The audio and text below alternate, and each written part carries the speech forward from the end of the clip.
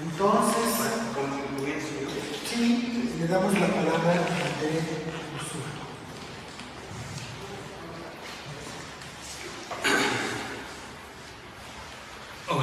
Hola, buenas tardes. A nombre de Bonilla Artigas Editores queremos agradecer tanto al Sistema de Apoyo de Educación y Proyectos Culturales a través de la vertiente de fomento de proyectos y coinversiones culturales por este espacio, por el apoyo para la publicación del libro de Fernando Bermú, quien nos acompaña hoy con su libro Residencias Invisibles. También queremos agradecer a Rodolfo Castañón, el editor y director de la colección, por presentarnos este proyecto de libro que ya se transformó en otra campaña que se llama Residencias Invisibles, que es un libro de ensayo en el cual aún le agrada demasiado transitar. Los dejo con Adolfo Castañón para unas pequeñas palabras preliminares sobre la colección, sobre el libro y sobre el proyecto. Muchas gracias a Tere, gracias también por acompañarnos el día de hoy. Estoy muy contento de estar en el Centro Cultural Los Pinos, que es una especie de santuario cultural. Agradezco a la editorial Bonilla y al FONCA el auspicio de la publicación de este libro. No puedo dejar de tocar el hecho de que en un salón contigo, un espacio contigo, se estaba conmemorando por la Secretaría de Cultura del gobierno, un acto en torno a Acapulco, que fue sacudido por un ciclón, como ustedes saben, que les han cobrado muchas multas. Entonces, simplemente para situarnos en el tiempo.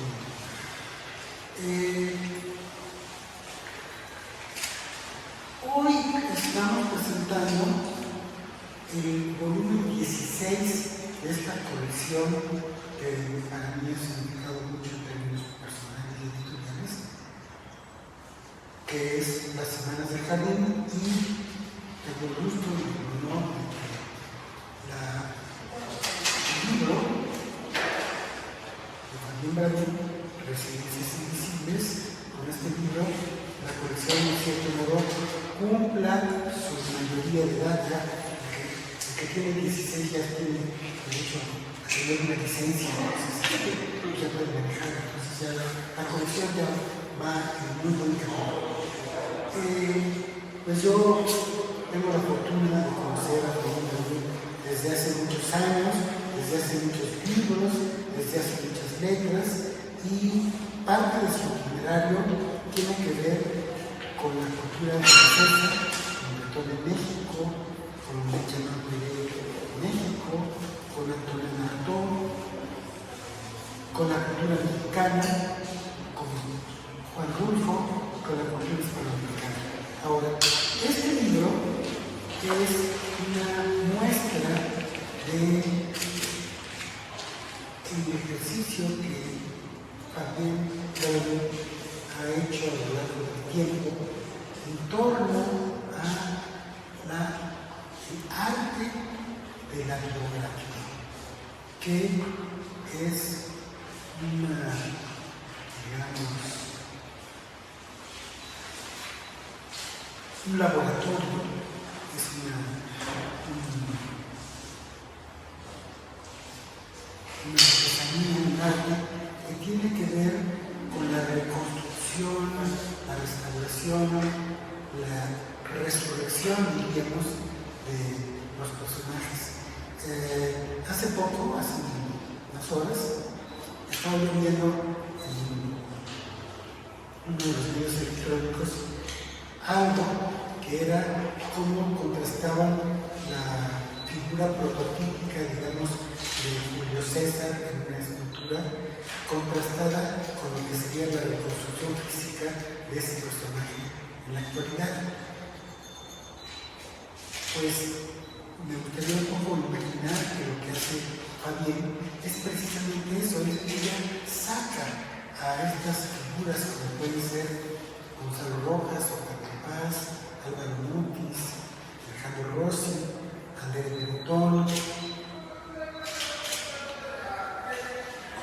de su pedestal y los convierte en personajes entrañables, en siluetas vivas, orgánicas, próximas, gracias al conocimiento que ella tiene de la persona, de su literatura y de su entorno. En ese contexto, yo haría una pequeña paréntesis o dirección en torno al libro mismo, que está pautado con una serie de mapas a lo largo del libro que van haciendo ver que estos personajes, como Roberto Malo, viven en ciudades. Entonces, la relación entre el topos, su lugar, la residencia, la geografía, el genio del lugar y el hilo conductor de ello es la letra, la escritura, el dibujo y la capacidad que tiene la autora para seleccionar los momentos característicos y pertinentes. En ese sentido, Fabienne es una biógrafa muy consciente de la evolución del arte biográfica. Y en el libro, de hecho, sobre Albert Camus, ella hace una, digamos, recapitulación de las distintas evoluciones que ha tenido hasta ahora el género de la biografía. Entonces, Fabienne Laroux, con este libro, nos entrega varias cosas, nos entrega un panorama de la literatura francesa, un panorama de la literatura hispanoamericana, un panorama de la literatura mexicana, pero también un paisaje de las ciudades en que estos autores que ya mencioné viven, transitan y escriben. Entonces, pues, yo conozco a Fabienne desde hace un tiempo largo y, por otra parte, sé que ella es una escritora muy activa y que tiene muchos proyectos. Ahorita nos va a dar tiempo de hablar del futuro, pero sí nos puede dar tiempo de que nos adentre un poco ella en lo que contiene este libro para mí maravilloso y apreciable, que es Las residencias invisibles, que se inscribe en la colección Las Semanas del Jardín, de la cual hablaré más adelante. Con ustedes, muchas gracias.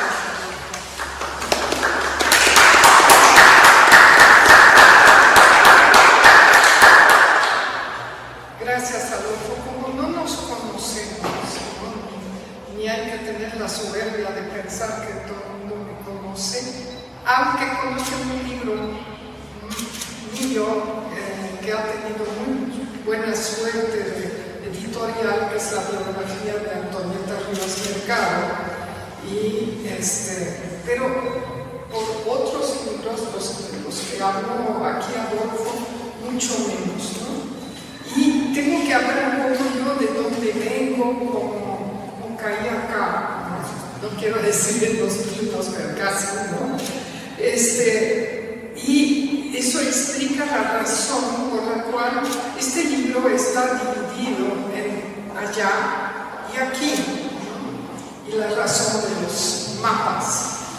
Yo soy francesa, todavía hasta la fecha, nací en París y llegué en 1979 en México, y yo creo que conocí a Adolfo Castañón a los meses de haber llegado, ¿no? Trabajábamos juntos de investigadores en la UNAM, en el Instituto de Investigaciones Filológicas. De allí Adolfo se fue, yo creo que ya para siempre, al mundo editorial, gerente editorial del Fondo de Cultura Económica, amiga que durante muchísimos años, y no es solamente mi amigo, fue mi colega en la UNAM, sino que también fue mi editor desde el inicio, o sea, desde el primer libro que yo publiqué, no es es sobre las escritoras mexicanas, se llama Señas Particulares Escritoras, ¿no? Y el otro era Gabriel. Y entonces, ese es un poco, bueno, mi camino aquí, ya entenderán la cantidad de años que tengo aquí y la cantidad de años que llevamos de amistad y de relación profesional como editor, ¿no? Este libro reúne a ensayos y creo que ahora en el panorama cultural de México el ensayo es un género un poco castigado, ¿no? Sobre todo el ensayo literario. Pocas editoriales aceptan publicar ensayos literarios, ¿no? Entonces, este libro es excepcional en ese sentido y yo soy agradecida o estoy agradecida, ¿no? El señor de la Academia Mexicana de la Lengua, y realmente la editorial que pertenece y gobierna Juan Luis Munguía con un muy bonito equipo,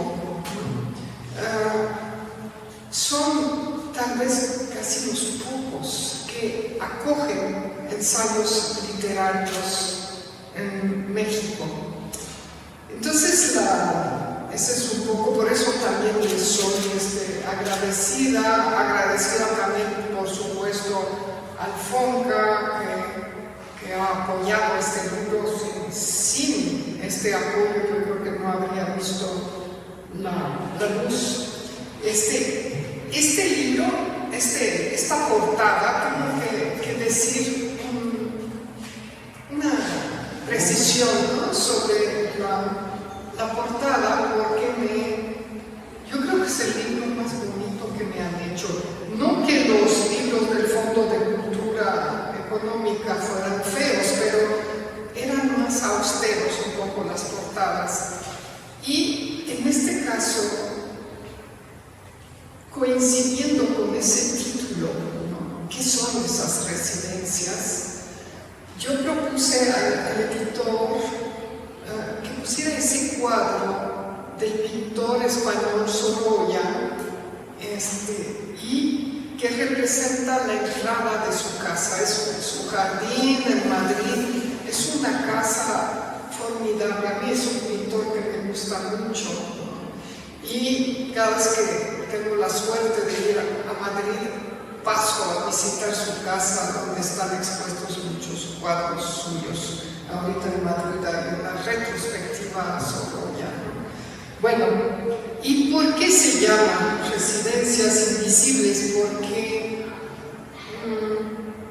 para mí leer un libro, estar en un libro, es habitarlo como se habita una casa, ¿no? O sea, son residencias, unos son más grandes que otras, como aquí vemos, así son esas mansiones formidables, ¿no?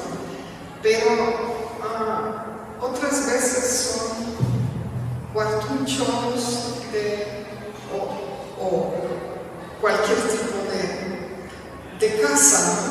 Pero es bonito pensar, o sea, o al menos es mi concepción, pensar que un libro se habita, porque uno llega, se instala en ese mundo, se vuelve amigo, come con los personajes, a veces se duerme uno con ellos, y es una vida de pasión también, ¿no? O sea, es una residencia apasionada también. Bueno, y las circunstancias precisas fueron que durante la pandemia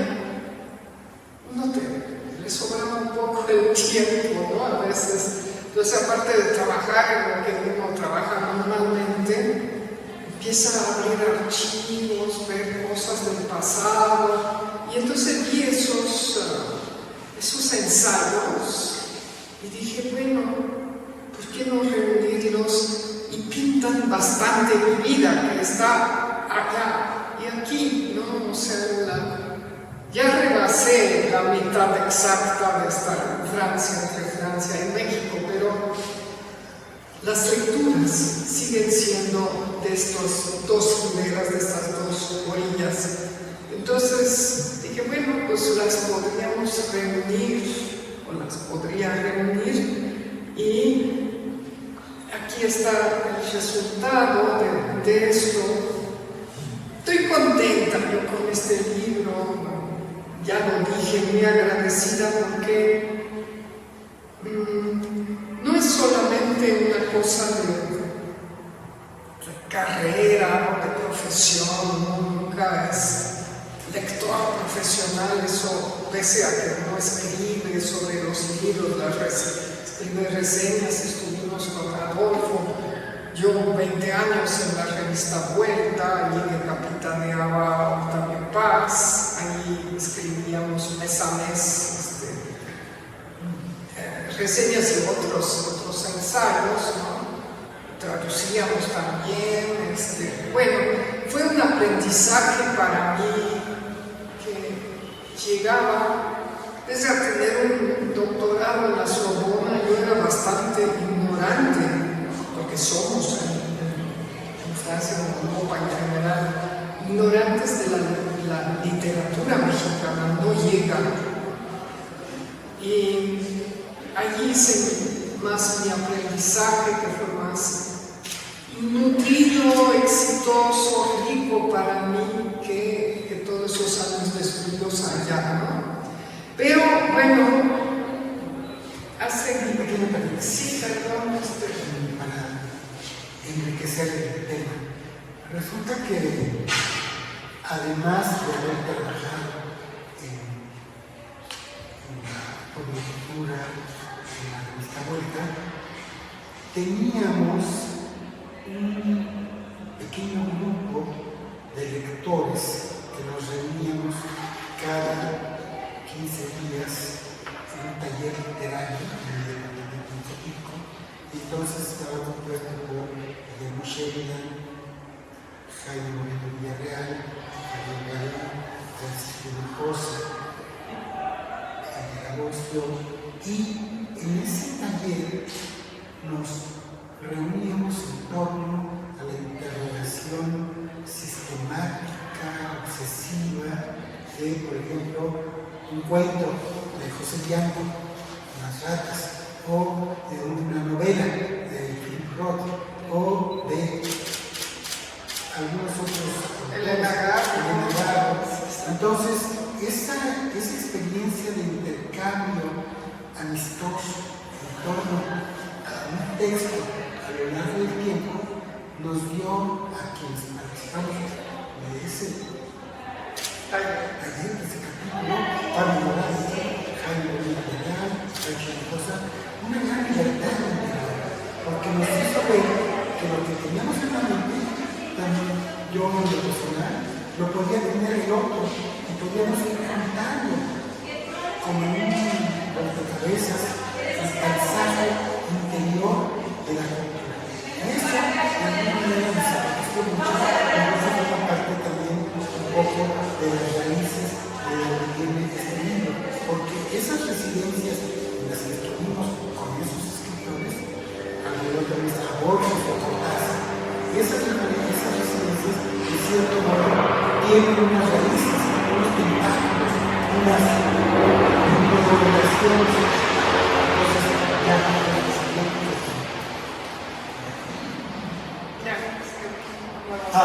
entonces dejo a Fabián continuar. Sí, no, tampoco ya me ha pintado Adolfo como biógrafa, entonces no voy a pasar aquí a ser autobiógrafa, ¿no?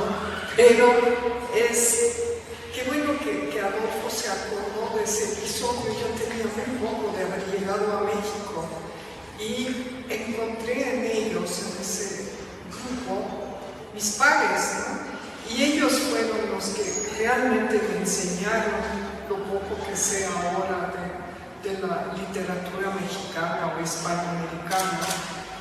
Y pues es una deuda gozosa que llevo adentro.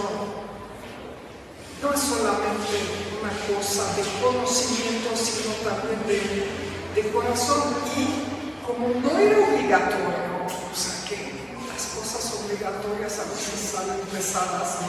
Pero porque nos reuníamos por voluntad propia, entonces cargaba un sentido muy distinto, muy entrañable, que yo la verdad no he vuelto a sentir, ¿no?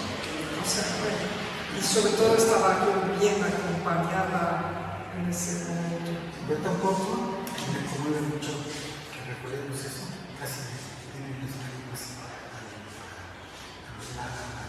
a nosotros, porque en efecto fue un momento que duró como 3 años, entrañable, porque nos pasábamos desde las 4:25 de la tarde hasta las 8:30,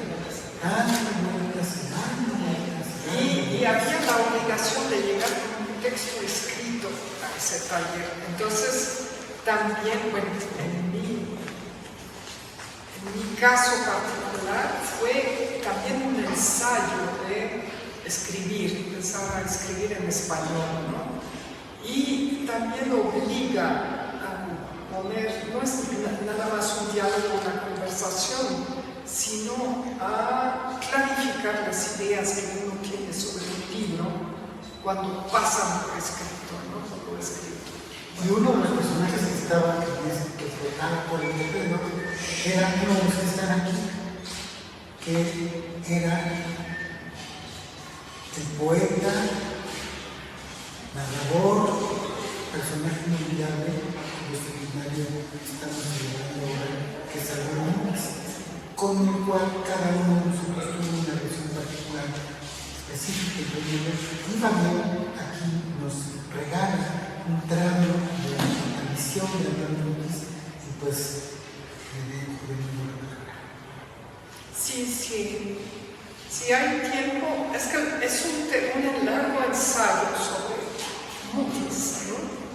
Que fue el resultado de un encuentro en Francia, en una abadía histórica, sensacional, con un monumento, Fontevraud se llama, que fue curiosamente una cárcel napoleónica y tuvo Martin Malraux, de la cultura en Francia, rehabilitó para encuentros de artes en general, o con el espíritu de ese rescate aquí de los pinos. Bueno, entonces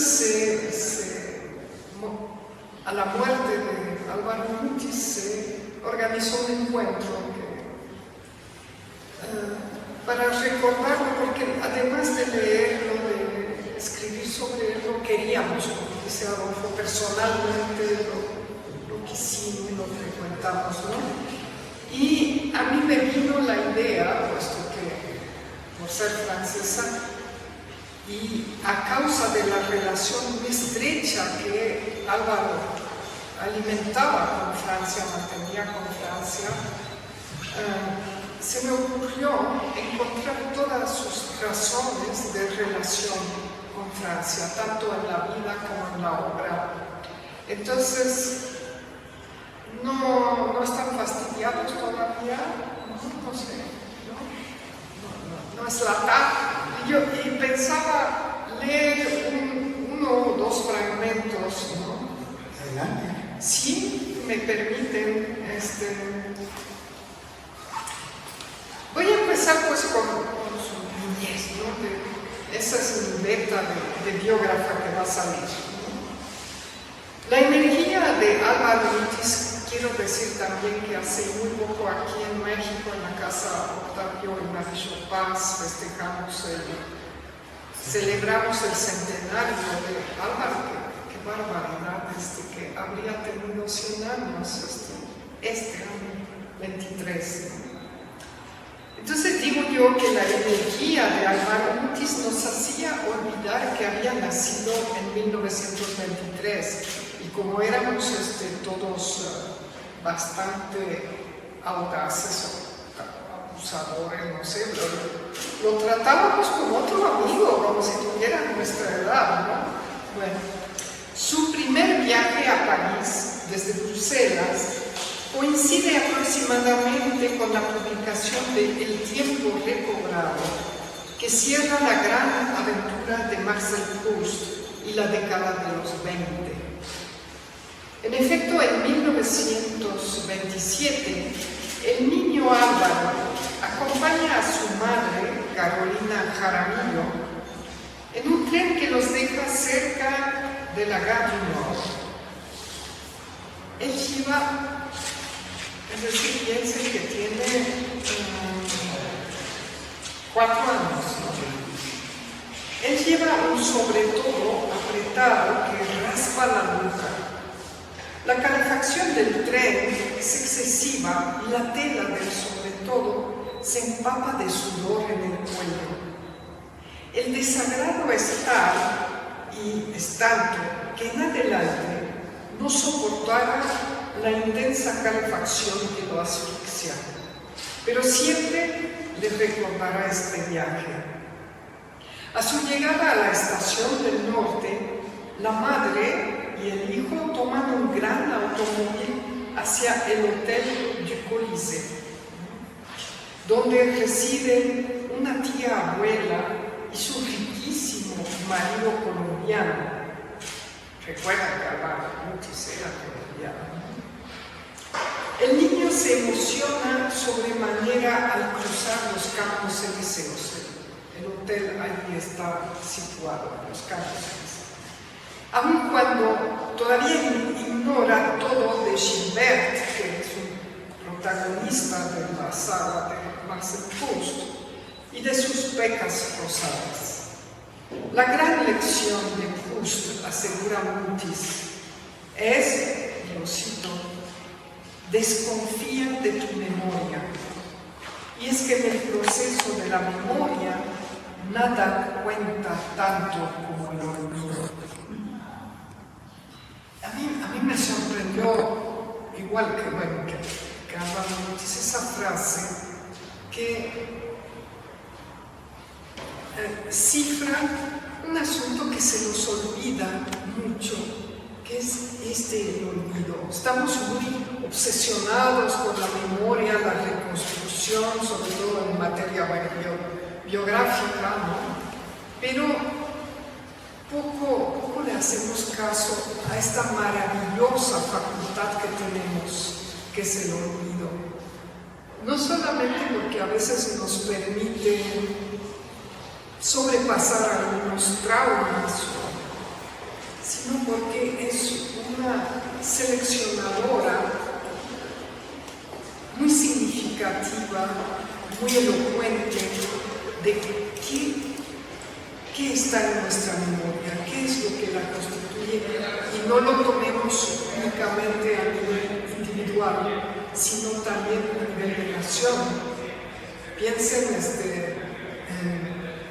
¿por qué se hacen esas celebraciones cada tanto aquí? Es para que ciertos sucesos, ciertos personajes no caigan en el olvido. Y estamos a veces como hasta sorprendidos. ¿Cómo se nos olvidó tal cosa?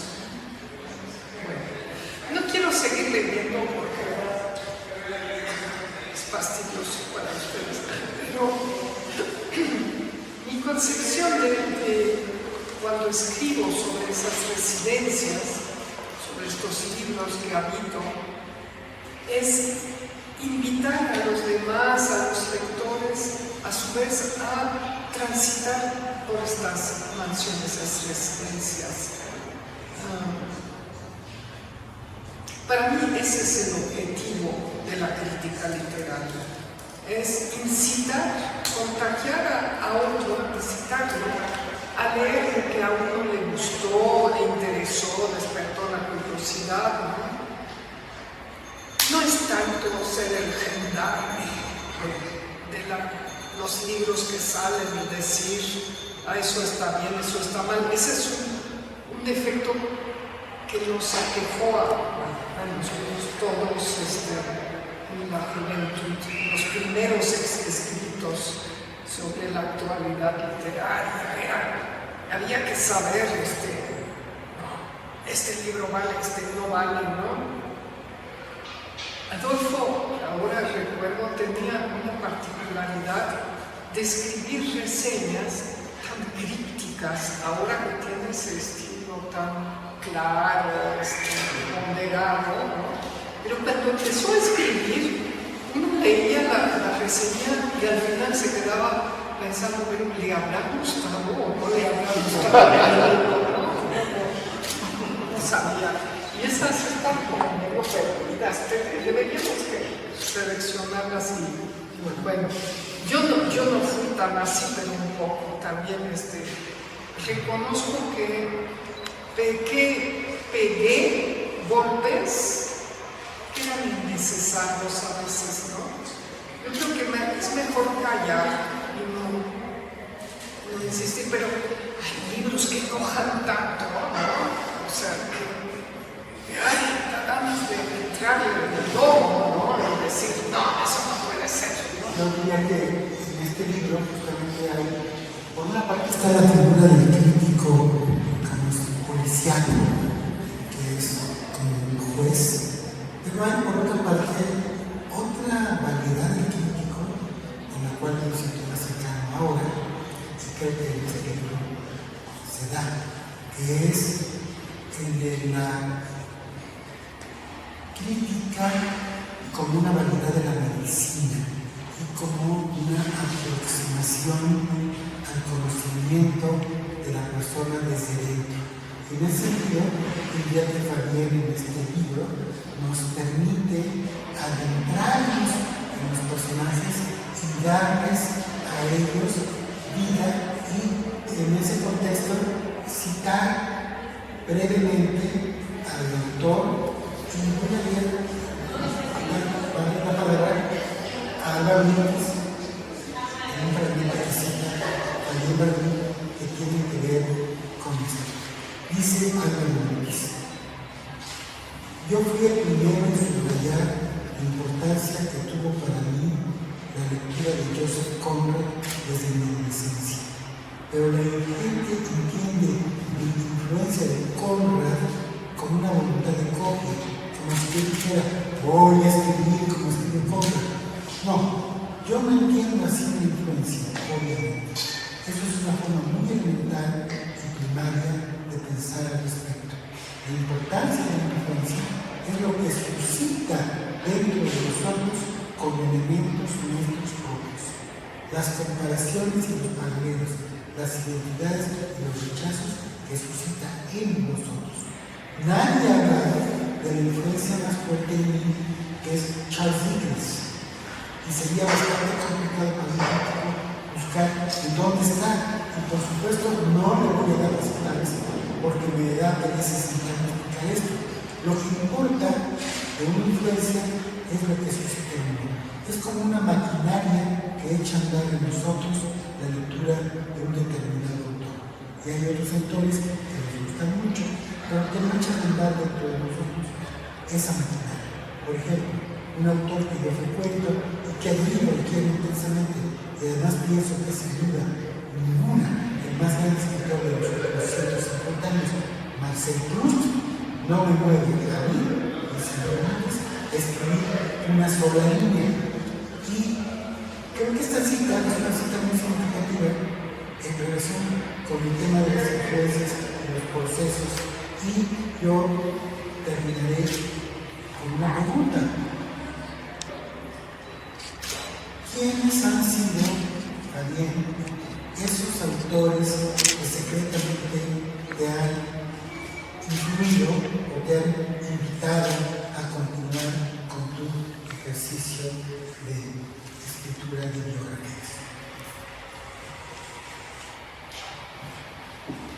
La suma de las lecturas, biografías que he hecho, es seguramente lo que me ha llevado a a practicar el género, ¿no?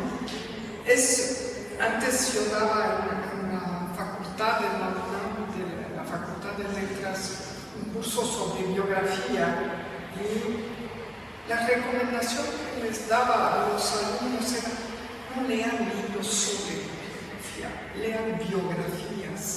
De la misma manera que para un ensayista no hay más que leer, bueno, los libros, y cada libro que está aquí un poco retratado, cada autor que aparece, yo creo que es porque ha tenido una influencia en mi desarrollo intelectual, en mis ganas de escribir. Y quiero rectificar una afirmación de Adolfo. En este libro no soy mala, fui mala en mi juventud, ¿no?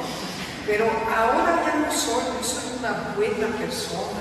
Entonces, por más que se crean los que me conocen. De verdad, no es un libro sancionador, no.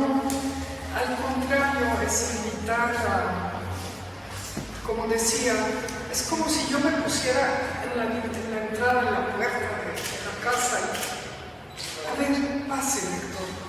Yo lo voy a acompañar, le voy a enseñar aquí la sala y el comedor, a ver a veces cómo era el cuarto del autor y dónde está la cocina, cómo se hacía la cocina de los libros, ¿no? Pero es una visita benévola, yo soy buena, ¿no? O sea, ya los tiempos de la maldad pasaron, como pasan en los niños, ¿no? La edad de la travesura. No, veo este libro como eso, benévolo. O sea, bueno, es un libro que está iluminado por la luz de la concordia, y es decir, es un libro que enlaza el corazón del lector con el corazón del biografiado, con el corazón del biógrafo. Entonces es un ejercicio de concordia, y en ese sentido yo diría que es un libro enormemente político, pero político en un sentido de una altura espiritual, no en un sentido de, digamos, una concepción a ras de tierra de la política, que es parte importante, sino de una política de altura que tiene que ver con las ideas, que tiene que ver con las pasiones y que tiene que ver con la dignidad y el ennoblecimiento del ser humano. En ese sentido, es un libro noble y no es un libro, digamos, vidrioso, tramposo, sino que es un libro lleno de concordia. Gracias. Sí, pues no sé si con eso. Ya, pues. Si tienen alguna pregunta, adelante. Quiero participar. Quiero decir también que hay ensayos sobre fotografía. Sí, bueno. Cosas sobre una fotógrafa mexicana a la que quiero mucho, pero Graciela Iturbide es la fotógrafa a quien admiro más, es mi amiga también, hemos trabajado juntas, ¿no? Y Eduardo Roberto, que es otro fotógrafo, Marcela Taboada, que es una fotógrafa de Oaxaca, ¿no? Y ahí me gusta introducirme, explorar, caminar esas disciplinas de las que no soy especialista.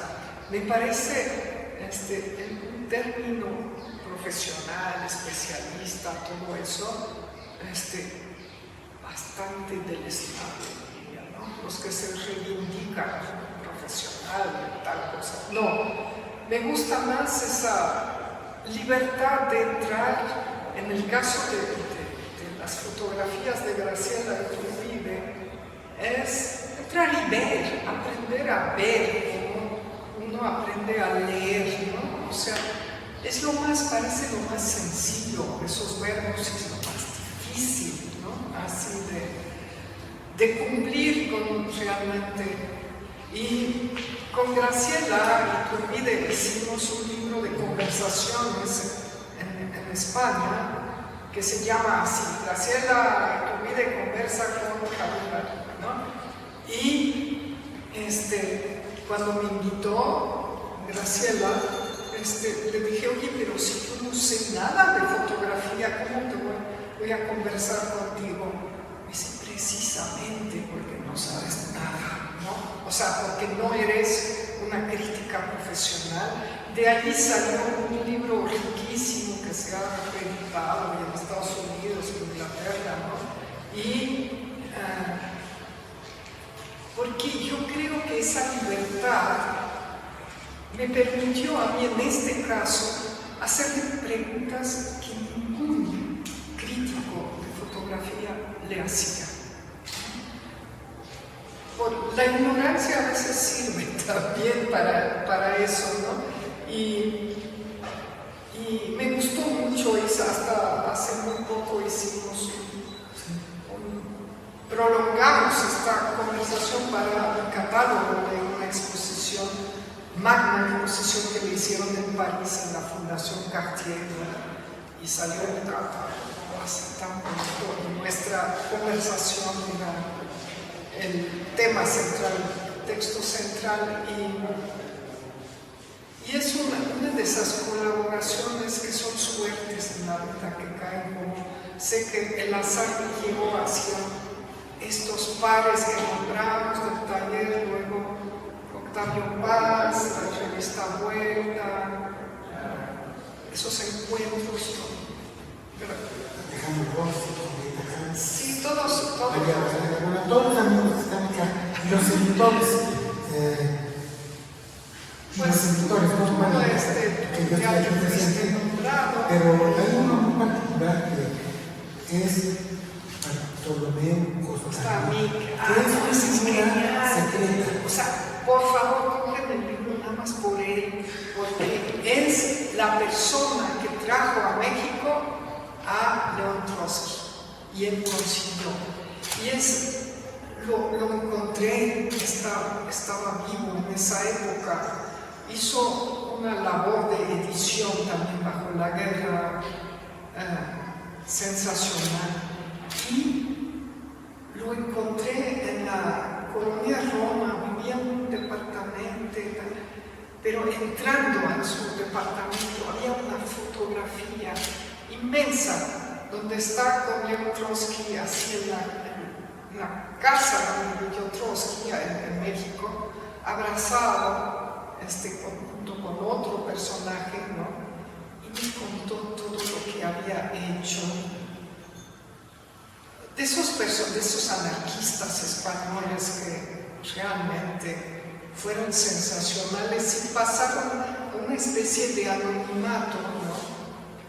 Lo encarcelaron en Francia en un campo de concentración, y en una editorial que él tenía aquí en México, él abrió la librería francesa acá y publicó todos los autores, no todos, varios autores que estaban prohibidos en Francia por la guerra, por los alemanes, ¿no? Y entonces yo le pregunté, pero señor, ¿cómo publicó a los franceses que lo trataron tan mal en Francia, ¿no? Y él se pensaba en Baudelaire, en Mallarmé, en otros autores, y dijo, es que no son los mismos los que me pusieron en el campo de concentración y los que yo publico aquí, ¿no? O sea, haciendo una distinción fundamental.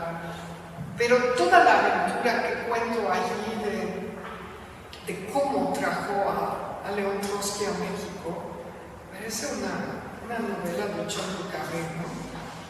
Y después, con la complicidad de un amigo francés, yo le dije a la persona encargada de la embajada en ese entonces, de la embajada francesa, que darle las gracias a este señor, ¿no? O sea, hizo desde un punto de vista muy humilde, sin nunca ponerse por delante ni vanagloriarse de eso, hizo por Francia. Lo más bonito que se podía hacerse era publicar a los escritores prohibidos. Entonces, y ese editorial se llama Quetzal. Es un era muy noble, todavía en las librerías de vieja se puede encontrar algún libro. Entonces publicó a Molière, publicó los clásicos, los publicaba en francés y también publicó a Roger Caillois.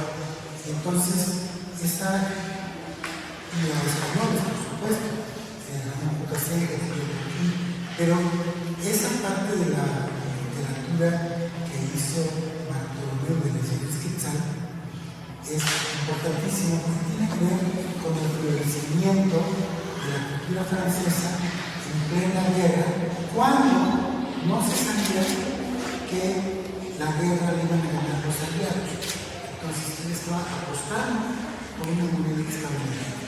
Y esa, aquí en México se dio esa hospitalidad y son los libros preciosos, muy bien hechos. Y este Bartolomeo Costami tiene, digamos, la mesa de haber abierto a Jules Verne, a Molière, a grandes autores del pasado y del presente. Entonces, no normalmente había lo descanso aquí. Y esa es otra de las residencias que tienen guardadas este libro. Yo creo que ya les dimos bastantes razones para ir a comprar el libro, ¿verdad? Si no es por un motivo, será por otro. Y sobre todo, háganme el gusto de leer. O sea, para un autor no hay más recompensa que la del lector, ¿no? Entonces, recuerdo la primera vez, el primer libro que publiqué, existía todavía el Parnaso en Culhuacán, y entonces presencié el momento en que un señor agarraba el libro, que estaba ahí entre las novedades, le daba la vuelta, y después lo descansó, lo puso otra vez sobre la mesa y se fue. Yo tenía el corazón que hacía así, pero la frustración cuando lo volvió a depositar en la mesa, casi me hizo chillar. Pero entonces, usted, bueno, véanlo, no quiero ver si No, bueno, dos cosas para concluir. La primera es ponderar la calidad de la edición. Es un libro que está muy bien hecho. Sí, o sea, la tipografía, la animación con ilustraciones discretas, que son esos mapas de la ciudad, de las ciudades que acompañan el libro. La portada, bueno, pues es un libro muy, digamos, hospitalario. En el toque humorístico hay la idea, el cuento de un autor que fue a presentar su libro y entonces habían llevado 10 ejemplares para vender, y entonces se asoma al final y le pregunta al vendedor cuántos ejemplares quedan y cuántos ejemplares hay, y entonces contesta el vendedor 11. O sea, había habido alguien que... Pero tenemos un amigo del taller, ¿no?, que fue a ver sus cuentas en el Fondo de Cultura y le dijeron, vendió usted 10 libros y regresaron 15. O sea, no tenía regalías ni nada. Yo no le digo por las regalías, sino el simple placer de tener lectores. Bueno, gracias a ustedes. Gracias.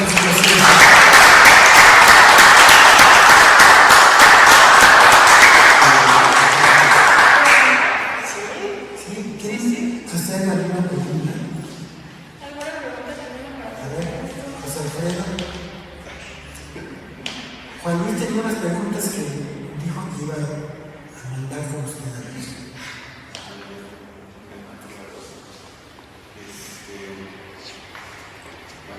Primero agradecerte por participar con nosotros. Gracias por escribir, por el amor a la literatura y compartirnos. Pero, bueno, no sé, creo que también es importante este recorrido que tú ilustras a través de cada uno de los ensayos, ¿no? El hecho de identificar con los mapas, identificar con la lectura que tenemos, pues es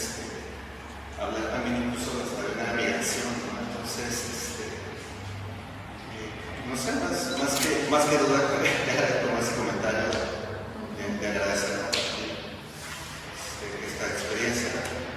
Y bueno, pues compran el libro, por favor.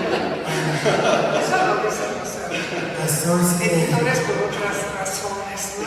Que no son tan bonitas ni tan nobles como la mía. La mía es para que me lean, ellos se lo quieren vender.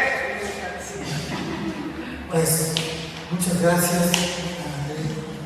Bueno, muchas gracias por su presencia, muchas gracias al centro, a Los Pinos, Al Centro Cultural Los Centro Pinos. Cultural Los Pinos. Muchas gracias a Adolfo Castañón, muchas gracias a Fabián. Y nuevamente agradecer al Sistema de Apoyo a la Creación de Proyectos Culturales, al FONCA, y muchas gracias. Pueden acercarse a los libros. Hasta luego. Gracias.